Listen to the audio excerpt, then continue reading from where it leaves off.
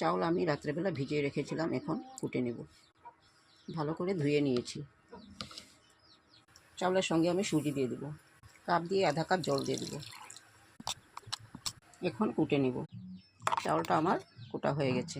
এখানে আমি আটা আধা বাটি দিয়ে দেবো। স্বাদ মতো লবণ দিয়ে দেবো। জল দিয়ে গুলে নেব। স্বাদ মতো চিনি দিয়ে দেবো। মিক্স করে নেব।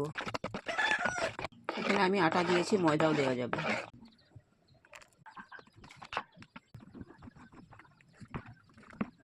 গুলা আমার রেডি হয়ে গেছে। এখন পিঠা বানিয়ে নেব। তাওয়াতে তেল গরম হয়ে গেছে।